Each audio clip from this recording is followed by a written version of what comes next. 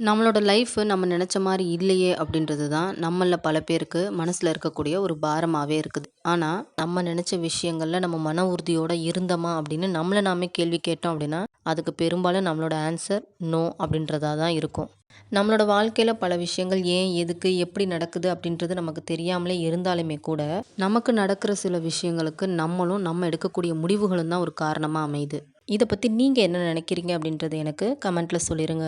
ஒரு விஷயத்த நம்ம செய்கிறதுக்கு முன்னாடி ஒரு தடவையோ 2 தடவையோ யோசிச்சோம் அப்படின்னா, அதுக்கு பேர் யோசனை. ஆனா, யோசிச்சுக்கிட்டே இருந்தோம் அப்படின்னா, அதுக்கு பேர் குழப்பம். ஏன்? என்னாச்சு? எதுக்காக உங்களுக்குள்ள இவ்வளோ ஒரு போராட்டம்? அமைதியா இருங்க. காலம் மாறுச்சு அப்படின்னா, எல்லாமே ஆட்டோமேட்டிக்கா மாறிரும். நம்மளோட வாழ்க்கையில எதுவுமே நமக்கு சொல்லிட்டு வரதில்ல. இருந்தாலும் யார்கிட்ட எப்படி பழகணும்? எத எந்த இடத்துல சொல்லணும்? எந்த நபர்கிட்ட இருந்து விலகி இருக்கணும்? இந்த மாரி விஷயங்கள் எல்லாத்தையும் நம்ம ஸ்கூல்லயோ, காலேஜ்லலாம் போய் கத்துக்கல. நம்ம வாழ்க்கையில நடக்கக்கூடிய விஷயங்களையும் அது தந்த அனுபவத்திலேயும் தான் நம்ம கத்துக்கிட்டு இருக்கிறோம். அதனால வாழ்க்கையில சில ஏற்றத்தாழ்வுகள், நல்லது கெட்டதுகள் இருக்க தான் செய்யும். ஏற்றங்கள் வரும்போது சந்தோஷமா ஏத்துக்கிறோம்ல. அதே மாரி கஷ்டங்கள் வரும்போதும் அத துணிச்சலோட நம்ம எதிர்கொள்ளணும். லைஃப்ல நம்மளோட தேடுதல் என்னவோ, அத நோக்கி தான் நம்மளோட கவனமும் இருக்கணும். அப்படி இல்லாம நம்மளோட தேடுதல் வேற, நம்மளோட கவனம் வேற அப்படின்னு சொல்லி எந்த ஒரு முயற்சியுமே இல்லாம இருந்தோம் அப்படின்னா, நம்மளோட தேடுதல்ல எந்த ஒரு வெற்றியுமே நம்மளால பெற முடியாது. அதனால இதுவரை உங்களுக்குள்ள எந்த ஒரு இலக்கும் இல்ல அப்படின்னா, இப்ப இந்த வீடியோ கேட்குற நேரத்துல உங்களுக்கான இலக்க வந்து திட்டமிடுங்க. அதோட முயற்சியில நீங்க பயணத்த ஆரம்பிங்க. நமக்கு பசிச்சா நம்ம தான் சாப்பிடணும். நமக்கு உடம்பு சரியில்ல அப்படின்னும்போது நம்ம தான் மருந்து எடுத்துக்கணும். அதே மாரி தான் நமக்கு ஒரு வேலை ஆகணும் அப்படின்னும்போது, நம்ம தான் அந்த வேலைய இறங்கி செய்யணும். யாரையும் எதிர்பார்த்துறக்கூடாது. ஏன்னா, அவங்க உதவி செய்றேன்னு சொன்னாங்க, இவங்க வரேன்னு சொன்னாங்க, இல்ல அவங்களோட ஹெல்ப் இல்லாம இத என்னால முடிக்க முடியாது அப்படின்னு நம்ம எந்த வகையில நம்ம அடுத்தவங்கள சார்ந்து இருந்தாலும், அந்த வேலைய நம்ம நேரத்துக்கு, அந்த காலத்துக்கு முடிக்க முடியவே முடியாது.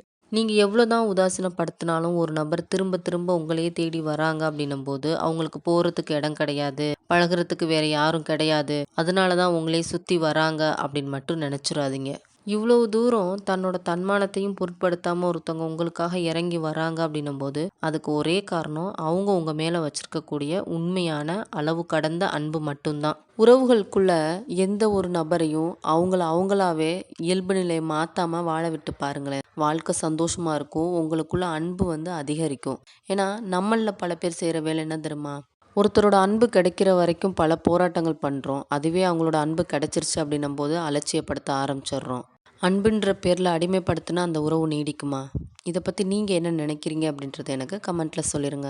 உங்ககிட்ட காசு பணம் வேணா இல்லாம இருக்கலாம். கவலைப்படாதீங்க. ஆனா, உங்களோட எண்ணங்கள் தான் உங்களோட வாழ்க்கைய வந்து தீர்மானிக்கும். அதனால என்னைக்குமே எண்ணங்கள ரொம்ப உயர்வா வைங்க. வாழ்க்கையில நிறைய மாற்றங்கள் உங்களுக்கு ஏற்படும். அது மட்டும் இல்லாம அவன் அப்படி இருக்கான், இவன் அப்படி இருக்கான்னு அடுத்தவங்கள பார்த்து உங்கள நீங்க அவங்களோட கம்பேர் பண்ணிக்கிட்டே இருக்காதீங்க. உங்க வாழ்க்கைக்கான முயற்சியில மட்டும் கவனத்த செலுத்தி ஓடிக்கிட்டே இருங்க.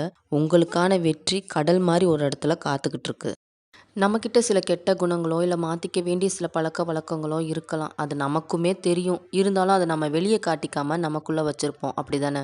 அப்படிப்பட்ட சில விஷயங்கள நம்ம மேல அன்பு, அக்கறை உள்ளவங்க நமக்கு சொல்லும்போது, ஆரம்பத்துல ரொம்ப கசப்பாவும், வெறுப்பாவும் தான் இருக்கும். ஆனா, அனுபவப்பட்டதுக்கு அப்புறம் தான் தெரியும், அவங்க சொன்ன அந்த அறிவுரைக்கு பின்னாடி இருக்கக்கூடிய எதார்த்தங்கள் எல்லாமே.